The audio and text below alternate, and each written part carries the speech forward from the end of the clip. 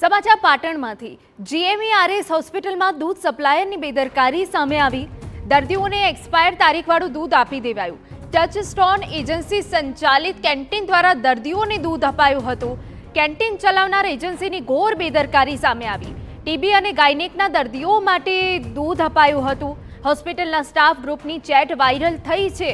હોસ્પિટલના સ્ટાફ ગ્રુપની ચેટમાં દૂધ એક્સપાયર હોવાનો ઉલ્લેખ સ્પષ્ટપણે છે। દૂધની કેટલીક થેલી ખાટી થઈ અને ફાટી ગયાનો પણ ઉલ્લેખ છે। અમારા સંવાદદાતા સુનિલ પટેલ વધુ વિગતે વાત કરવા જોડાય છે। સુનિલ, પૂરો મામલો શું છે? એના ચોક્કસ કહી શકાય તો જીએમઈઆરએસ ધારપુર મેડિકલ કોલેજમાં જ આ ઘટના સોશિયલ મીડિયામાં એટલે કે મેડિકલ સ્ટાફના સોશિયલ મીડિયામાં વાયરલ થતા સમગ્ર ઘટના સામે આવી છે। ખાસ કરીને જણાવી દઉં કે જે આ ઘટના છે વહેલી સવારે બની હોવાનું સામે આવ્યું છે, કેમ કે જ્યારે વહેલી સવારે જે ટીબીના અને ગાયનેક જે દર્દીઓ હોય છે તેમને દૂધ સહિતનો જે નાસ્તો આપવામાં આવતો હોય છે મેડિકલ કોલેજ દ્વારા, અને તે જ દરમિયાન જે કહી શકે છે કે ડાયટ નામની જે ત્યાં કેન્ટીન છે અને જે ટચસ્ટોન નામની જે ખાનગી એજન્સી દ્વારા આ દર્દીઓને નાસ્તો, ચા નાસ્તો અને ભોજન પૂરું પાડવામાં આવતાનો કોન્ટ્રાક્ટ આપવામાં આવ્યો છે।